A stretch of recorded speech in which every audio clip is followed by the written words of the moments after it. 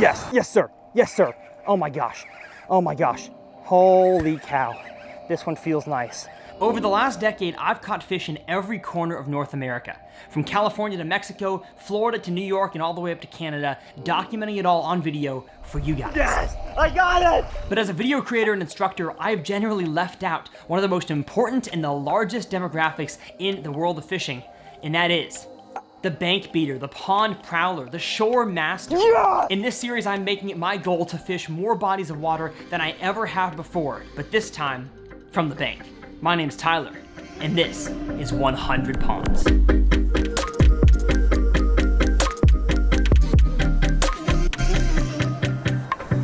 Well, what's going on, folks, and welcome back to TRF. I am excited because today's episode of 100 Ponds is just revolving around fishing this bait right here. As you can see on your screen, it is a very cool custom designed crawler. I don't know whether this falls in the Swimbait category, the topwater category, whatever it is, the crawler type lure is awesome. It makes a very unique sound in the water.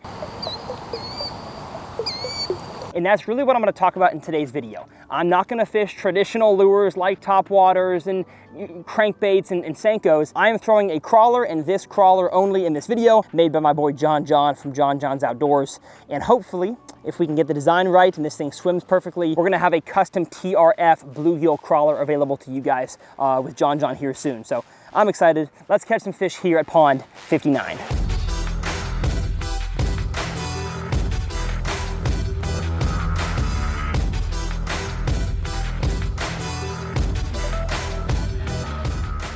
Now, one of the big keys to any kind of treble hook topwater like this is that you gotta keep it away from the grass. And as you can tell from the drone shot, there's a whole lot of grass in this pond, and as the water level keeps dropping in this place, it's gonna get a whole lot harder to make any kind of clean cast. I'm just trying to take every opportunity I have here to make a good cast along the grass, in open lanes, or else it snags you up and it does not look natural.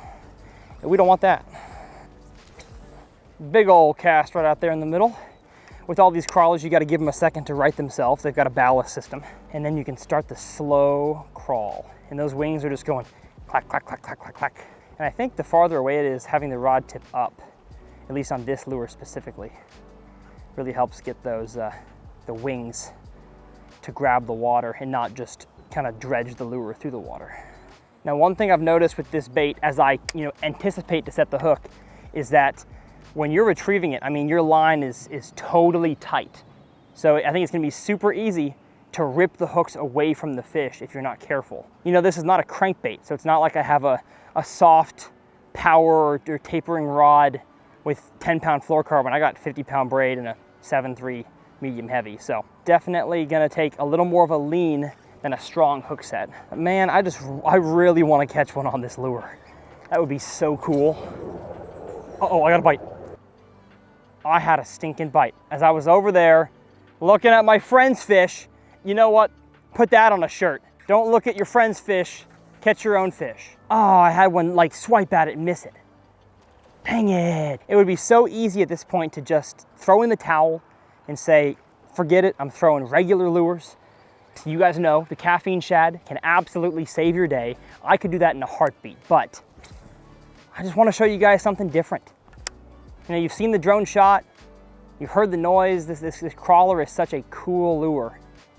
It's just I didn't really pick the right pond for it. I gotta find a really juicy body of water that's not full of grass up to the top of the water. Perfect cast, right to that edge.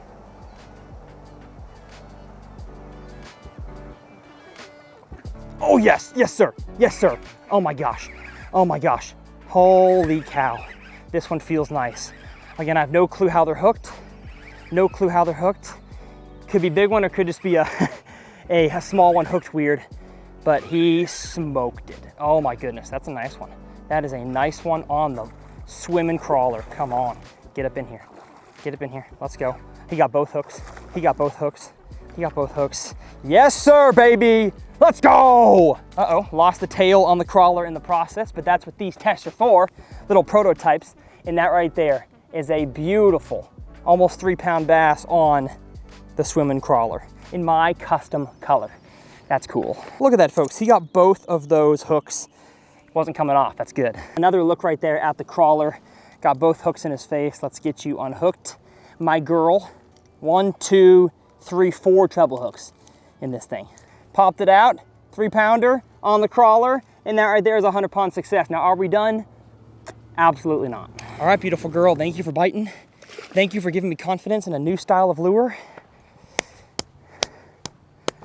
Yes! That was a lot more aggressive of a hit than I was even anticipating. Now, like I said, it did knock the tail off. This was a prototype tail, so we're gonna be tailless for a little bit, but I also have one more crawler in a different color that I might want to try. This is just the perfect, I don't know if y'all can see this very well, perfect bluegill color right here. It's a beautiful Texas gill green. I love this thing. Let's catch another. Oh, she's crawling. Crawling like a baby across a carpet floor. Oh, got him, got him, got him. Oh, yes. Let's go, babe. Oh.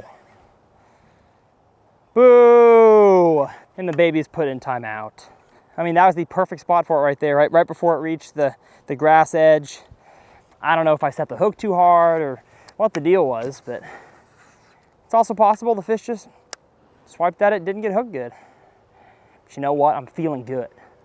Feeling confident in the crawler. When they hit this thing, man, it is ravenous. I'm feeling good about this side. Got a little more open water to let this baby crawl.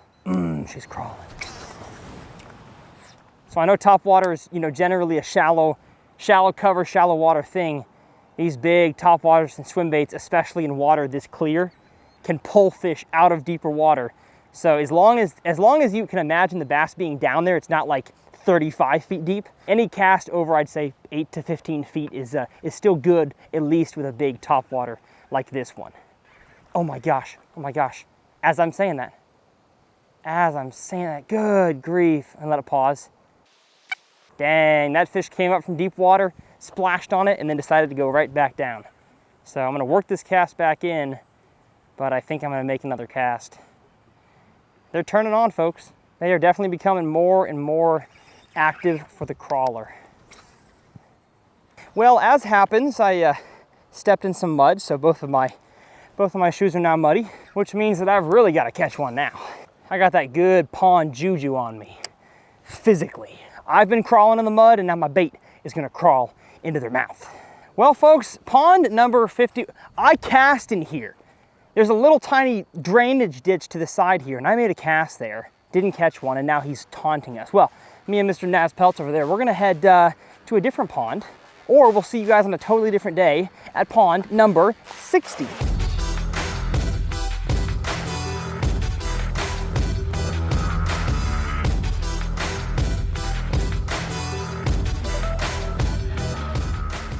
All right, we are traversing through the woods. To grandmother's house we are. A little bit muddy bank, but my feet are already caked in mud, so I'm not too worried. And as far as the conditions go, of course, exact same day. It is even windier on this pond right here. Hopefully y'all can hear me. We have the exact same types of vegetation in the water, relatively clear. And even though the sky conditions are not really conducive to great topwater fishing, I am hoping that the crawler can make it happen. Yes, sir. Yes, sir. Yes, sir. Oh my gosh, dang it. Oh, that was a big one. Oh, I paused it right on the edge of it. Gosh, dang it, man. Oh, got off. I was crawling it along the edge of a lay-down log, paused it, came up and slurped it. Dang it. That was like a 4-pounder. Dang it. I think I might need to have John put bigger treble hooks on this thing. I'm not sure if those are exactly big enough to really get a good hook in these fish. But you're not gonna learn these things unless you test it out. And at this point, every part of me wants to just give up and throw something usual, because I probably wouldn't have lost that big fish if I was throwing something regular, but that is not the point of today's episode. We are trying to learn as much as we can about crazy stuff. Uh-oh, we got one. We got one. Oh, that's a big one. There you go, my friend. Mucho grande. Well, it's becoming glaringly obvious that the fish in today's conditions want something on the bottom or in the column. I think I'm a little too late in the day, a little too hot outside for these fish to come up and eat topwater, but we're trying to learn, and the only way to learn is by doing it yourself. And let me tell you folks, this is why I wear my AFCO pants when I pond fish, because I never know when I'm gonna have to do that.